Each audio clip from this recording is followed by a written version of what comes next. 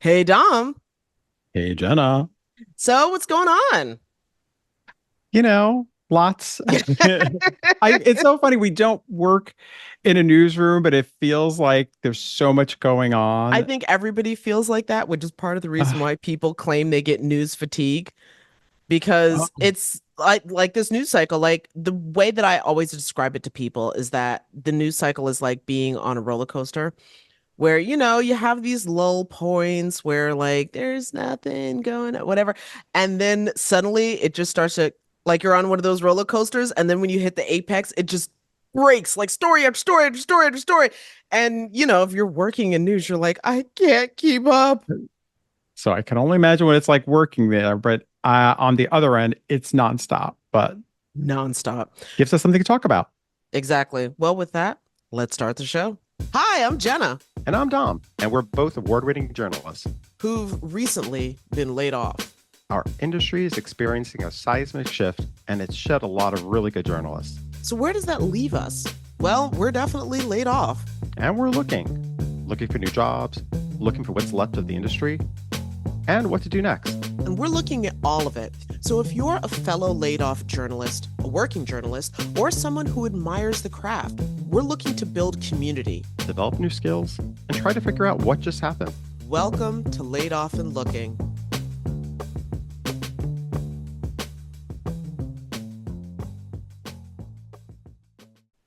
So what is going on, at least for our purposes? Because it feels like everything's going on right It now. because it is. It's all happening at the same time. But I know. following up on, of course, last week we touched on the presidential debate and the comments made by Donald Trump. Um, Okay. uh, Former president. It's sure. Donald. That's how you pronounce it, Don, right? Don, Since we're Don, mispronouncing everybody's name Donald, now. Donald. Donald Donald. Yeah. Trump. And Yes. So Kamala, since we're mispronouncing names. everybody's name, sure. It seems like some people really do have a problem with pronunciation of names. But anyway, um, there was a story, of course, that happened out of the debate, which was about Springfield, Ohio, and the That's claims that were right. made against the Haitian community there and Haitian immigrants over there. And so there's a follow-up actually to the story that we first were discussing, which was, of course, those being the false claims. It was there was an article this week in the Columbia Journal. So they reported the headline was Ohio reporters at the center of the fight again over false claims in Springfield.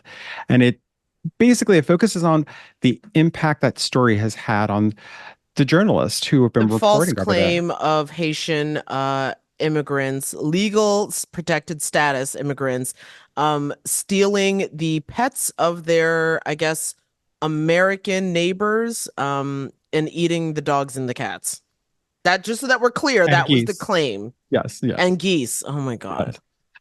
And proven that it was, it's been said a number of times that these were false claims. And but again, so the journalists from that community who've been covering the story, kind of this Oh article looks at man. from their perspective of how what its impact it's having on them in the sense of reporting on it. There was a quote over here actually, and we'll of course include a link to the reporter who covered this story for the Columbia Journal. And it was a few of the quotes here were from the Jeremy Kelly, who's the editor of the Springfield News Sun, Uh-huh. who said that the past week since uh, the false claim was made by the former president was he said this week's been a disaster.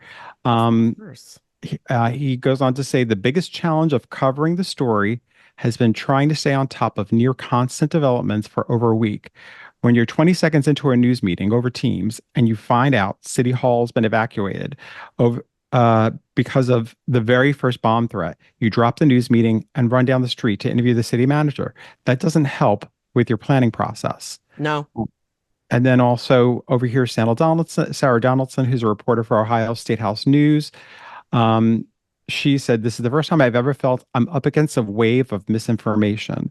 So, when you hear all this, I mean, the article digs into just how much misinformation, what it's like, also the relationship between the reporters and the community that they're reporting on, because Hmm. obviously this is a neighborhood that this is an area where they've been, you report on what's happening in your town and your city, and you build a relationship, and now it almost, I'm sure in some cases it can feel adversarial because I'm you're sure it feels adversarial, especially when, you have an audience who may have, trusted you for telling them about, impartially the state house, or, we've talked about local news, like the importance of, stories about local restaurants, local sports teams from high schools and stuff like that, and the kind of really community-based stuff. And now this hyper partisan national politics has just inserted itself into your community. yeah, And suddenly, people who were trusted, this is like, yeah, you're saying something that goes against my candidate of choice, so I don't yeah, trust you. yeah. And then people, I'm sure, saying you get into this, well, it's been said, so therefore, I mean, why would somebody, it must be true, and you have this, but there's no facts to back that up. There's It still people creates, believing that because I read it on the internet, it must be true. I, I think it comes down to, Jenna, where people, if it's something you want to believe in, if it serves your purpose, your political Okay. purpose, people will do that sometimes, and facts be damned. So, Yeah. but again, this, you know, Ideology is like a mother. yeah. But I also really do think it comes back to this whole thing of, this perspective of the journalists, the local journalists who've been covering this in Springfield, and there's, that's a lot to deal with. And I know somebody could say, but that really is in terms of the hours you're working, in terms of also the inaccuracies and the falsehoods that are out there.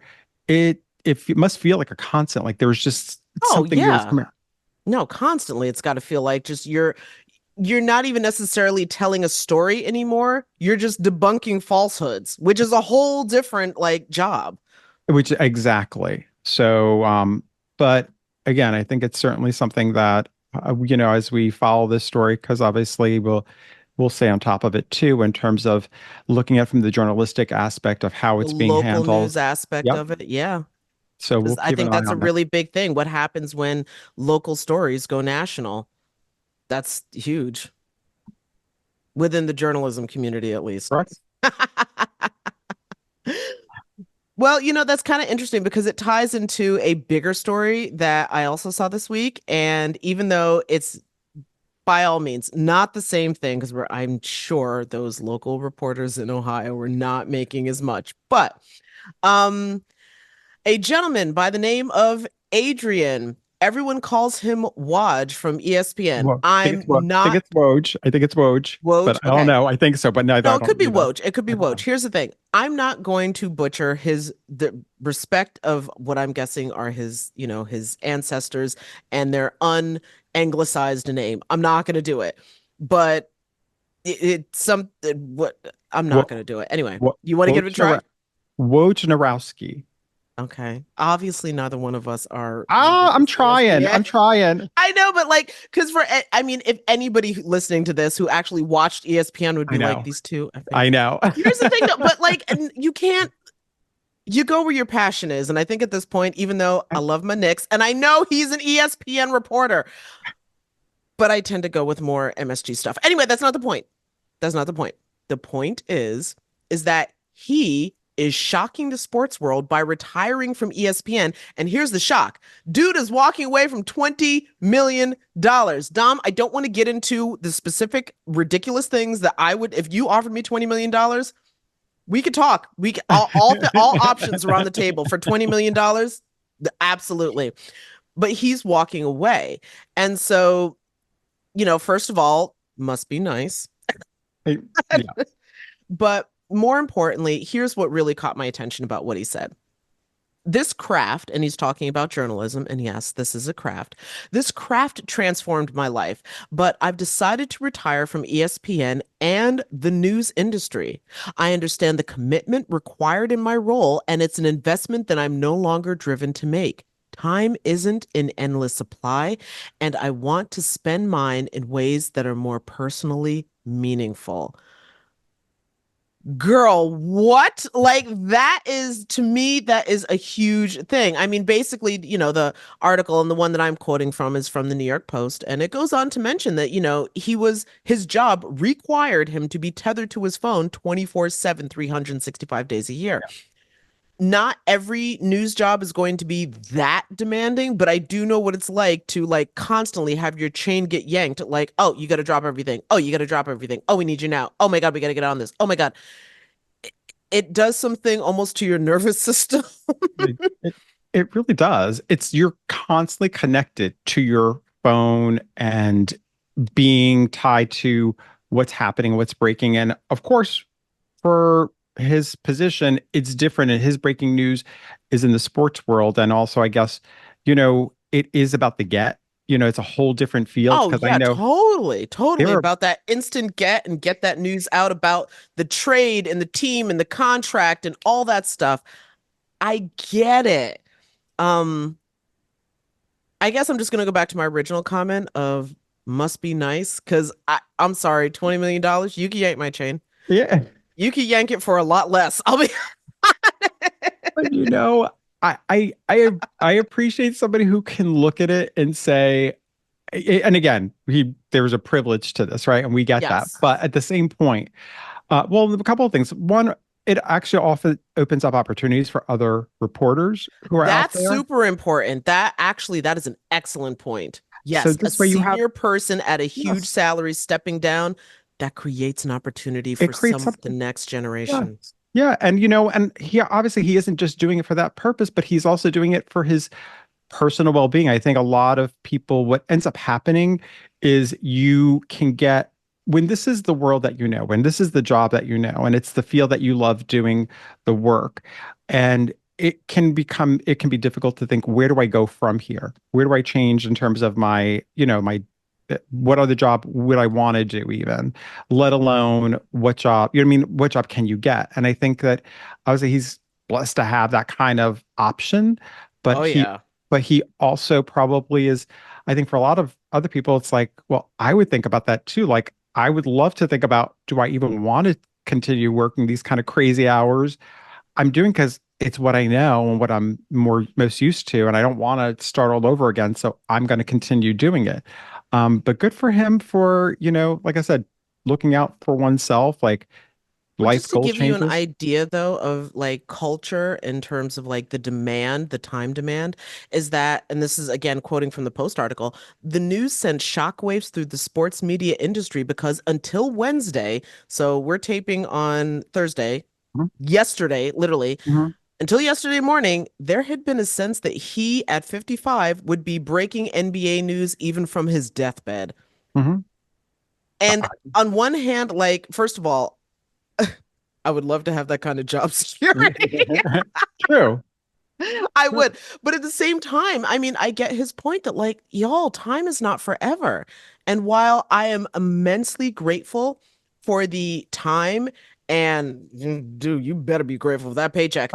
Um, Still though, like this isn't all that life is. And I think sometimes, especially as journalists, because this job can be so all encompassing and it can Yeah. demand so much of your time and attention. Because again, news breaks all the time. Like there was a running gag on social media at one point that when Biden dropped out and Kamala, Vice President Harris, stepped in as that Wolf Harris was like at a restaurant or something and was posting about like, oh, they named a cocktail after me. And everybody was just like, they just called you into work. Then that you had to drop everything, drop the fork, drop the spoon, drop the drink, go to work. And so, but that's part of it.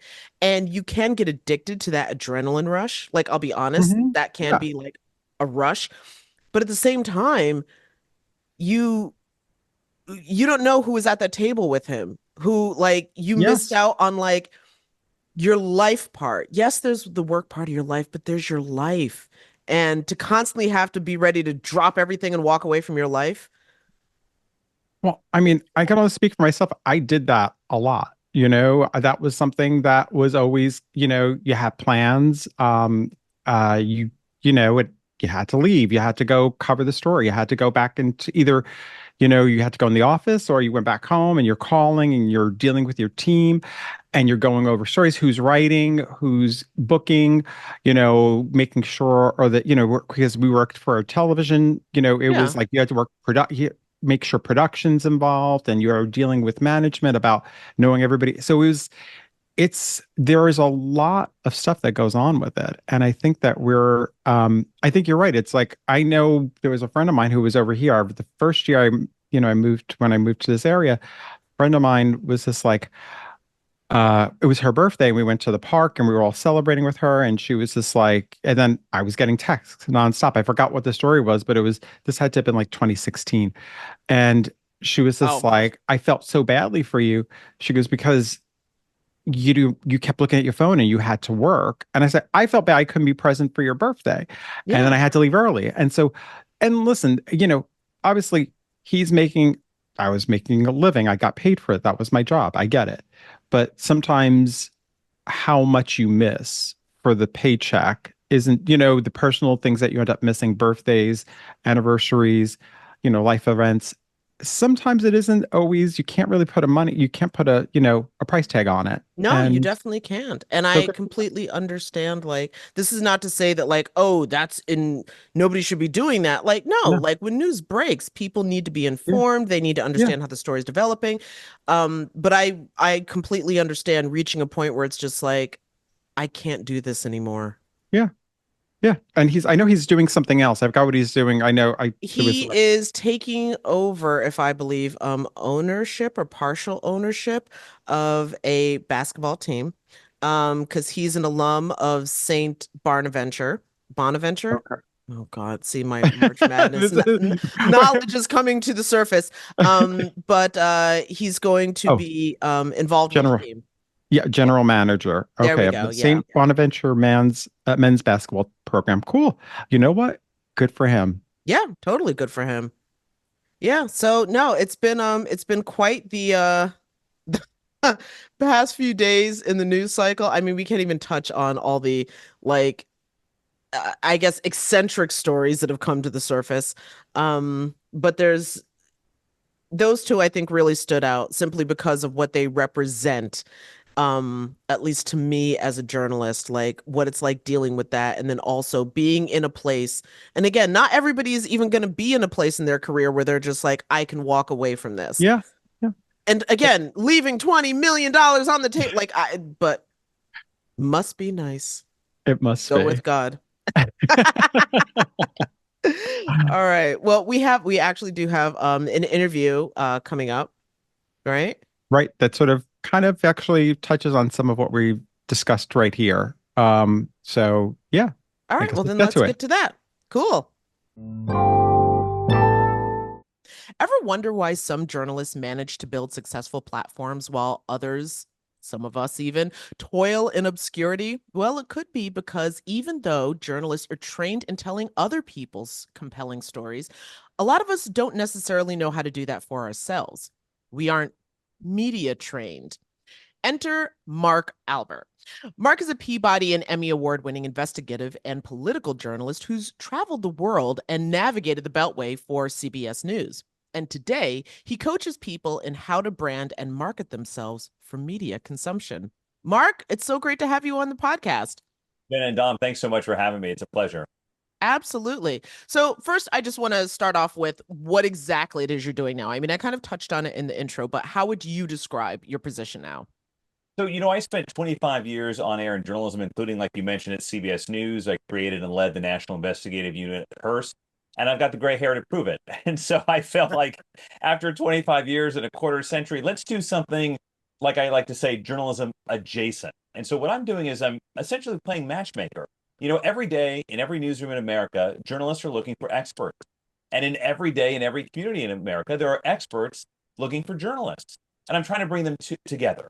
So I do media training for executives, thought leaders, entrepreneurs, public speakers about how to craft their message and how to amplify it in the media and how to do an interview with journalists. Media literacy has sort of declined in this country. And I feel like these experts that journalists rely on every day, they need to know how it works. They need to know how they can share their expertise. And I'm also doing crisis communications and some earned media advisory. Ooh, that's a lot. Well, I gotta keep up with you, Jen. I gotta stay busy. Oh, well, of course, staying busy is the name of the game. Um, but for coming back to at least for journalists specifically, because again, you've walked in our shoes, so you know what we're talking about here. Why is it, do you think that some, not all of us, because some of us are really, really good at promoting our work and our, creating brands, etc. But a lot of journalists kind of struggle at that. Just from your take, why do you think that is? Well, actually, I feel like I'm very qualified to say this because I was anti-social media. I didn't even have a Mm-hmm. Facebook account until 2017. And, all these other platforms, I'm like, why should I be weighing in on this? Why should I be promoting my work? The work will speak for itself, right?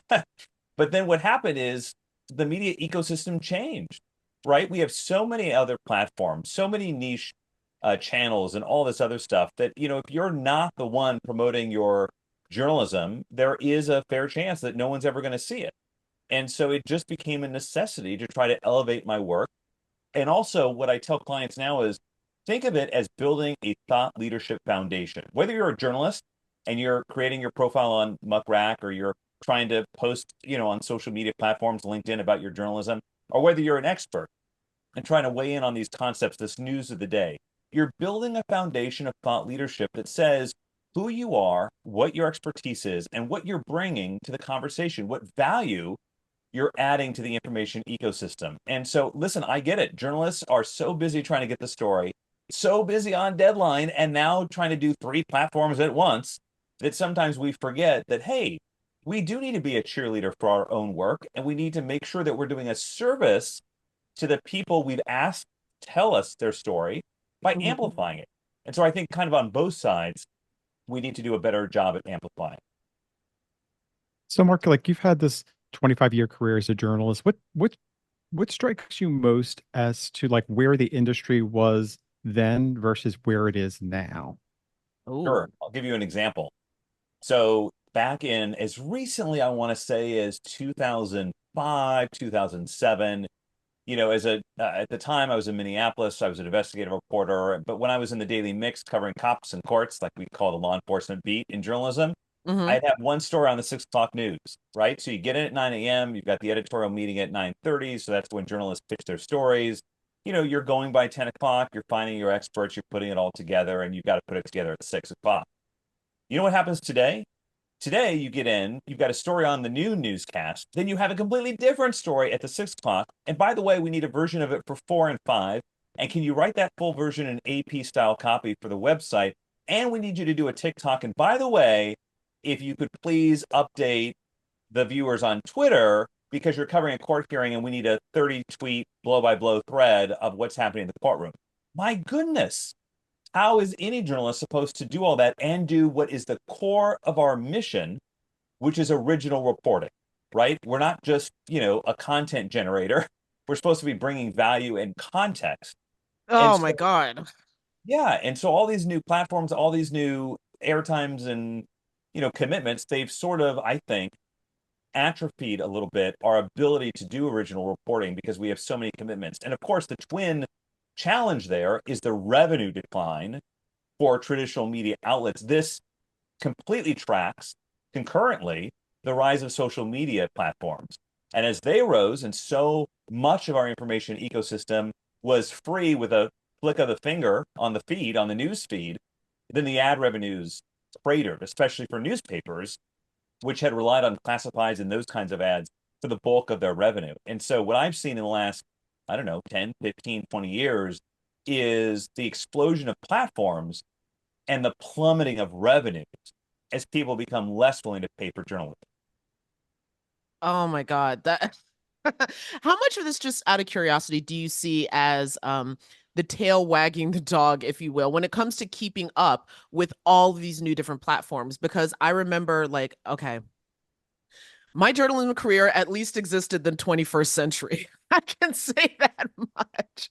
But I remember, like, when Facebook came online, I remember when, Twitter came online, and like there was a point when, you had to have a Tumblr account, and like trying to keep up with the latest platform where audiences allegedly are can also, that can be uniquely exhausting. Absolutely. In fact, I held out joining Twitter until I think it was 2009, April of 2009, and only because a local police department said they were going to stop sending out news releases and only communicate on Twitter. Now, of course, as a law enforcement journalist Oh my covering law God. enforcement, you have right, you have to go where the information is going to be distributed. And so I joined Twitter in April of 2009, but I thought, why would I join this platform before that?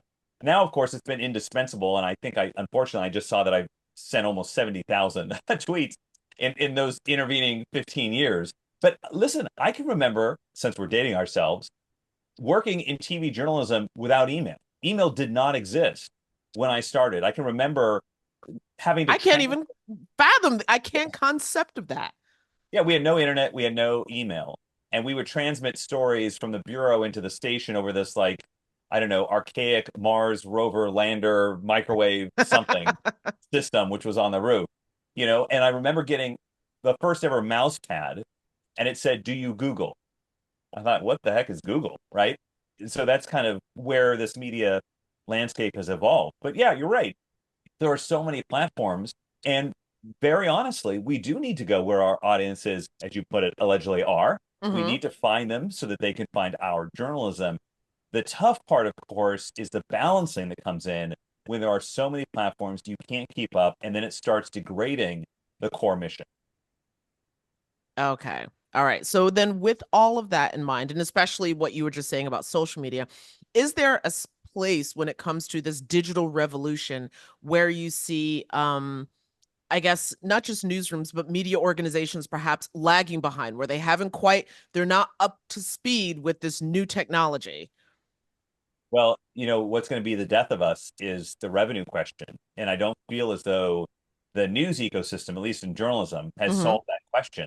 If you look at recent surveys, I think since 2000, we've lost half of the newspaper journalists in America. And, people say, well, I don't get my news from the media anyway. Well, let me put this into context, what that actually means. That means half the people keeping your city council, your county commission, your Department of Transportation accountable, your local elected officials that do business in your name, nobody's watching them. Nobody's holding them accountable for what they do in your name. And that is undercutting the traditional watchdog role of the fourth estate, as journalism has traditionally been called, right? And so we need to find a solution for the deteriorating revenue model so that we can fund independent journalism. Journalism is the lifeblood of any democracy. If you look around the world at countries that do not have a free and independent media, what do you have? You have dictatorships, autocrats, Hmm. you have Soviet style systems. This is not a place that Americans traditionally have wanted to live in.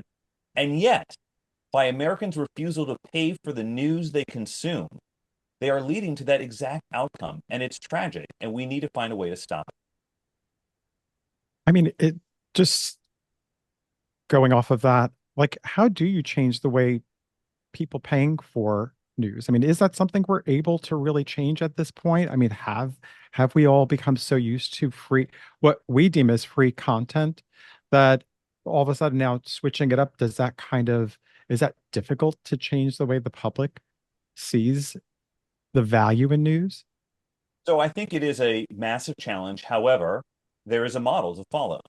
And if you look at more niche verticals, and I'm thinking of Politico, and I'm thinking of, the Wall Street Journal, one of the first to do a paywall on their journalism, there are ways to pay to get people to pay for the niche that they're looking at. I mean, now you have Substack, which is an amazing success story. I just saw the other day that now in the double digits, journalists making more than $1 million a year on Substack, doing their own thing, being their own independent, essentially publishers.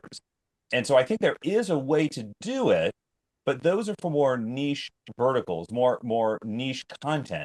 If you look at broad base, let's take USA Today, right? They have what 150, 200 different journalism publications around America.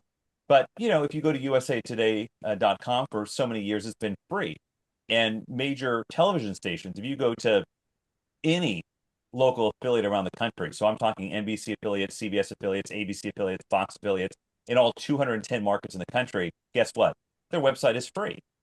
And so I think that we do need to figure out what are the outlets that are successfully being able to charge, and how can we broaden that base? Because if you think of it, if you start charging for every media outlet, you think, well, okay, great. That means everyone will start paying. Like if everyone takes the leap at once, all the media organizations start up a paywall at once, you'll think, well, then people have no choice. But that's not true. That's just not true. Why? Because they're going to go to more fatty forms of information, right? Less healthy forms on social media platforms and elsewhere that we know are rife with disinformation, misinformation, malinformation. And all we're doing at that point is cutting out what is essential about journalism, which is context and guidance and original reporting. Instead, it's just some hearsay that somebody said about somebody. And going also back to the issue of technology and how it's changed how we all consume news, but the issue of AI and is a big issue right now, and how it could be used safely in news. How is it something that could be used safely in news, do you think, Mark? If I had the answer to that, I would be a billionaire, I'm sure. I hope it can be safely used in journalism. I think, I've partnered with a tech firm to look at AI solutions for newsrooms to address the challenges we've just been talking about here. And there are major news outlets, and I'm including the Associated Press in that, that have made agreements with AI development companies to essentially scan their content and use it to teach and train these AI models. I don't know if that's the solution, but I think that there are ways that AI it can be harnessed to help us with the future of journalism. Unfortunately, it can also be an extinction level event, and we have to Oh make sure that boy. it's not the latter. Yeah, no, we've been hearing when we talk about the current state of journalism, words like extinction, phrases like extinction level event, apocalyptic, cataclysmic. Those are the ones that get bantered around. So that's sobering, but it seems like something that needs to be, I guess, taken seriously now while it's still in its not that concise infancy before it really takes hold. We do not want to be an ostrich, right?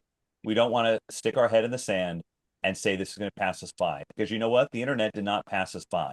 And Mm. there were newsrooms that were very slow to create websites, and people went elsewhere. And then the rise of the social media companies, we can't stick our head in there either, because that came over us as well and took a lot of the traditional revenue that journalism has relied upon in the past. And so now here's the next revolution. Here's the next wave of innovation. We cannot simply stick our heads in the sand and wish it away, or say that we're just going to do what we did for 30 years and we'll be fine. We're not going to be fine. And you know what else happens if we're not fine? That means American democracy is not fine. And so we need to look out not just for our bottom line as journalists, we need to look at what we provide to the public and society. And it is essential that we protect that at all costs. Well, I certainly don't think that journalists, like the people, the content creators, that's a new phrase that I've learned to embrace for myself, the content creators. And for the content creators, I don't think what you're saying is something that people aren't constantly striving for and really working towards. But at the same time, a lot of us, if we're lucky, work for organizations where leadership might not necessarily be on the same page. And in the sense that, again, the business model is changing. How do you bring in revenue, which are, I'm painfully aware of now, very important. But at the same time, um, does that, I guess, create almost like a tension? Like if there's something, if you had a magic wand and you could tell leaders who are working in journalism specifically something that is really, really critical to not lose sight of as you attempt to navigate this changing ecosystem or landscape of how people are absorbing information, what would it be? Well, if I had a magic wand in the news industry, I would say we need to immediately arrest our decline, stop the decline, and innovate our way to becoming the essential source of information we've always become. And we need to address the challenge that is facing so many journalists that choose to leave. And that is the benefits, the pay, the salary. I don't think people realize this, and I hope I'm not violating any disclosure that expired 25 years ago. But my first job in television paid $16,000 a year. And you know what, guys? I was thrilled because my professor told me I was going to make 14,000. And Mm-hmm. this is in the late 90s. And I made more as an assistant manager at a music store than I made on air every day at a CBS affiliate. And so that is a big challenge. The other challenge is, and this is not unique to journalism, which is the mental health and the care and the benefits. Journalists every day see and hear and smell and taste and are around things that are deplorable and despicable and hard to take. And it's our job to tell that story for the public so that they can understand the stakes of the news today. But that takes a toll. And I once had a manager, when I asked for a mental health break of a month or two, I had the manager tell me, well, we've never done that before. And if I do it for you, then I have to do it for everybody else. And I just shook my head at that because I think that is not the way to approach it. And I think that we are chasing people out of the business that are so crucial to providing the content, as you said, and that's so invaluable today. Now, on the other hand, if I may, Hmm. if I had a magic wand, because you're giving me two, right? So Of that's the magic course. wand for journalism. And I'm going to take, personal privilege and take a wand for the public. And it would be that you've got to grow the media literacy in this country. There's no doubt it has declined in the last 10 or 15 years. And what I'm talking about is, what is the role of journalism? Should I pay for the journalism I consume? What are facts? What is the context? What is disinformation? And so many people these days are angry at journalists. Well, I've got news for you. Facts don't care about your feelings. Don't shoot the messenger. We are simply reporting the truth, the facts, the best ascertainable version of the truth at this moment. And so we now have an ecosystem where people say fake news if they don't like something. They think that Hmm. it's made up if they don't like something. If you are consuming journalism, and excuse me, let me rephrase it. If you are consuming information that makes you instantly mad, angry, filled with rage, then you need to take a step back, take a deep breath, and wondering, is this information source trying to manipulate me? Are they trying to make me feel a certain way for clicks, for revenue, etc.? And I would argue that the vast majority of times that happens, they're not consuming journalism.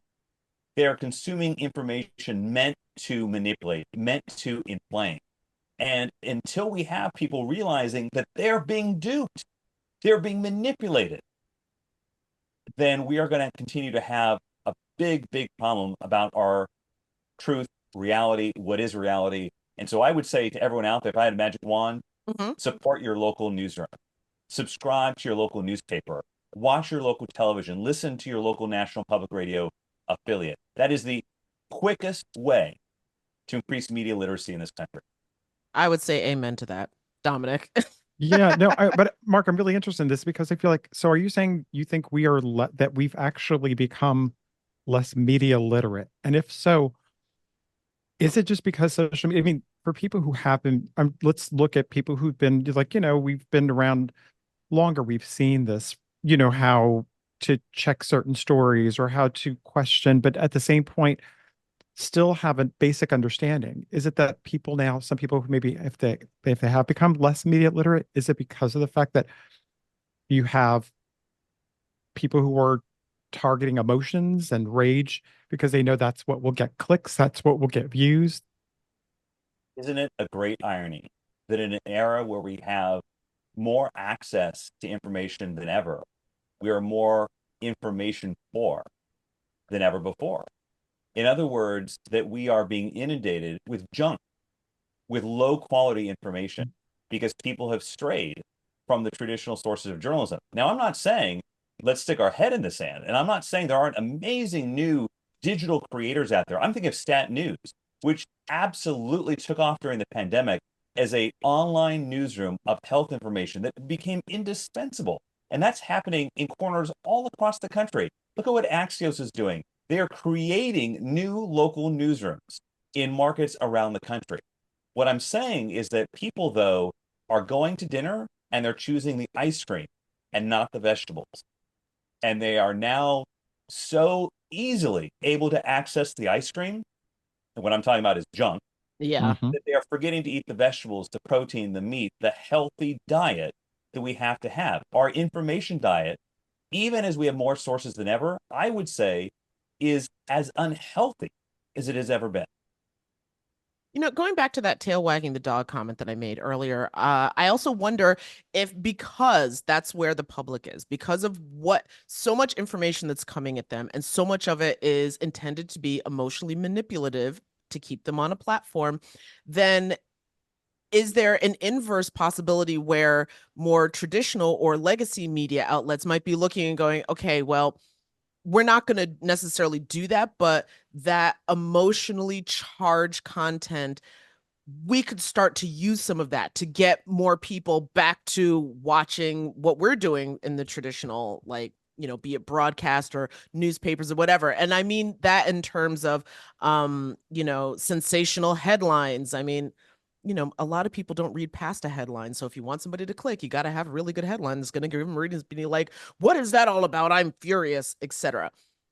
Is like, I guess my question is, are the two starting to meld together on a level that maybe we're not fully aware of? No, is the answer to get down into the gutter with everyone else, or is it to tell better stories? I'm thinking of Steve Hartman at CBS News. His piece ends the CBS Evening News every Friday night. And Steve Hartman, many years ago, what he used to do is he would throw a dart at a map of the United States randomly, and whatever city it landed on, he'd go to that city. And he would open up the phone book and he would close his eyes and he would flip through it and his finger would land on somebody's name. And he would go to that person, and his challenge that same week was to find their story. And that's the name of the series. Everybody has a story.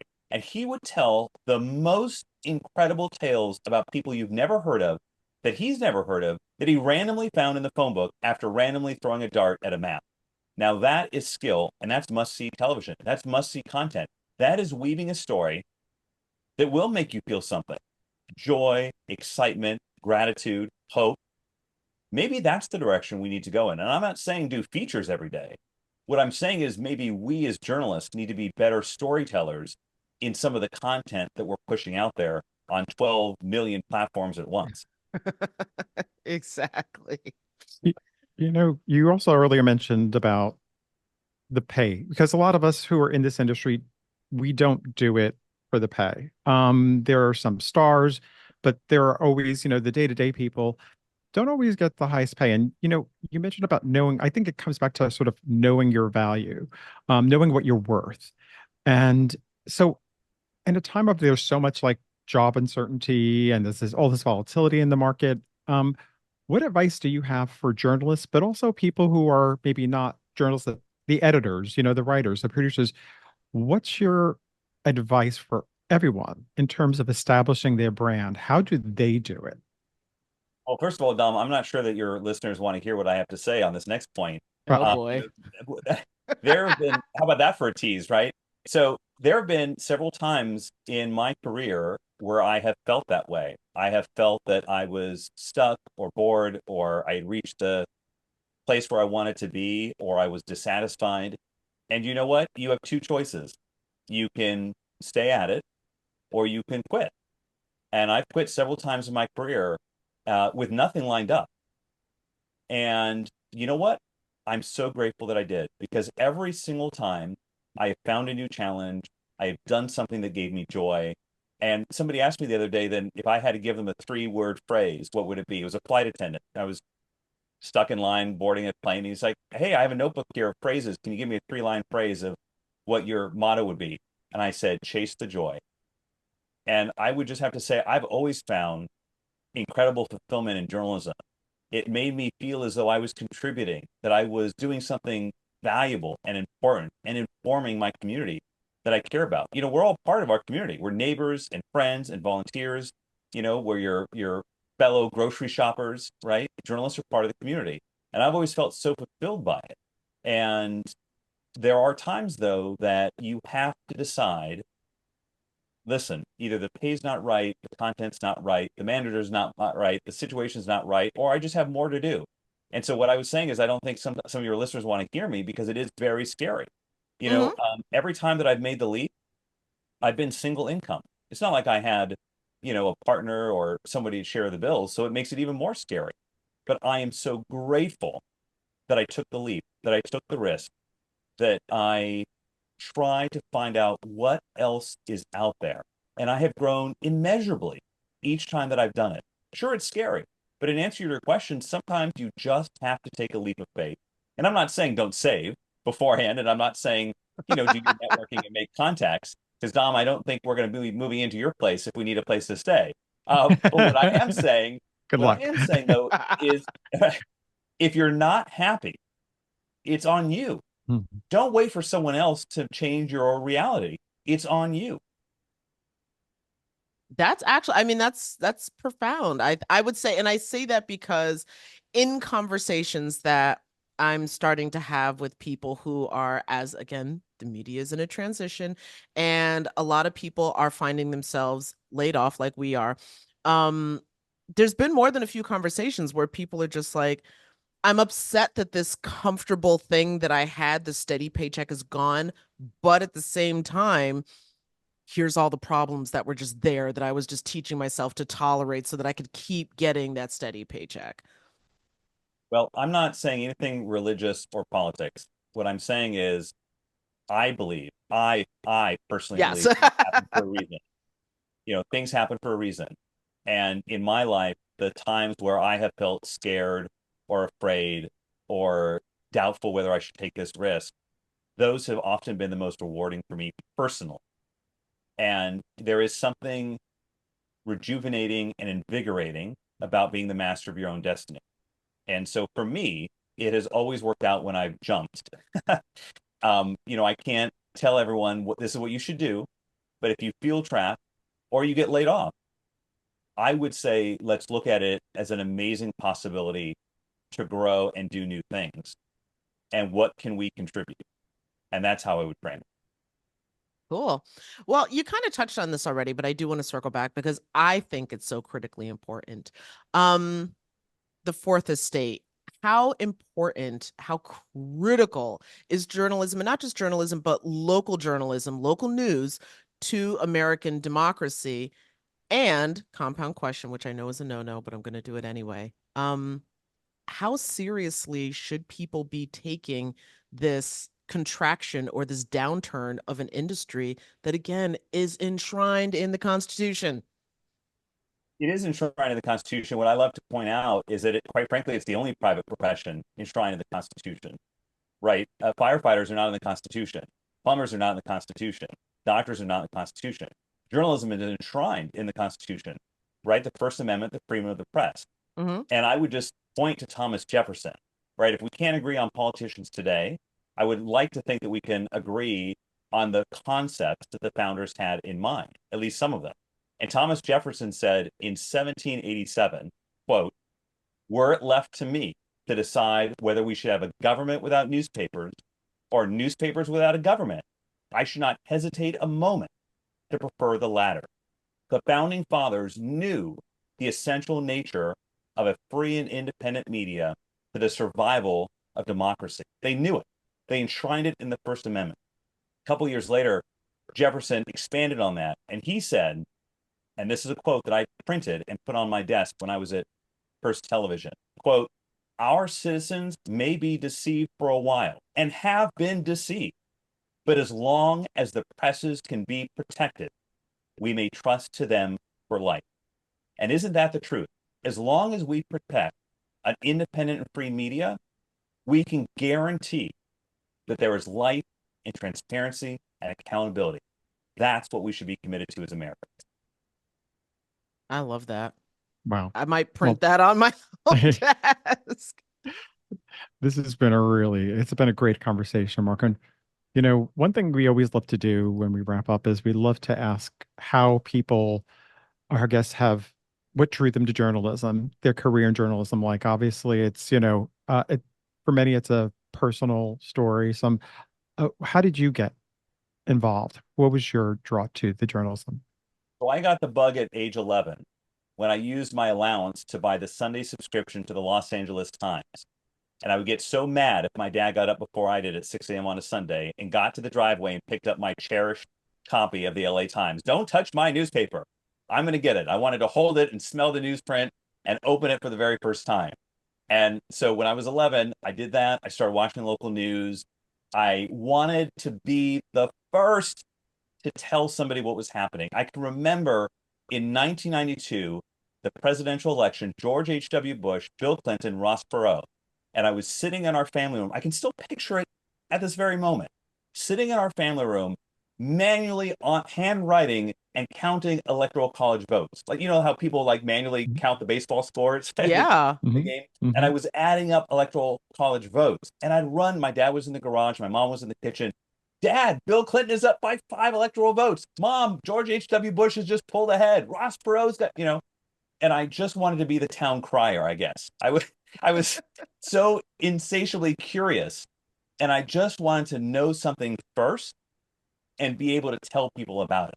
So then I created a TV production club in high school. We did one newscast a quarter. Wow. I went to University of Southern California as like a incoming student orientation when I was a senior in high school, and they had reporters and producers and anchors in Los Angeles who had been prior students there. And I turned to my mom and I said, that's what I want to do with the rest of my life.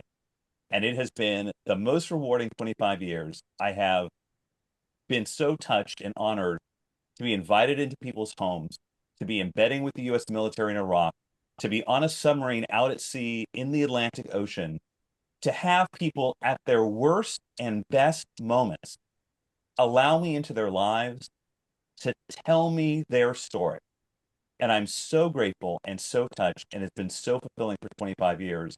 I just come away with a sense of awe and gratitude.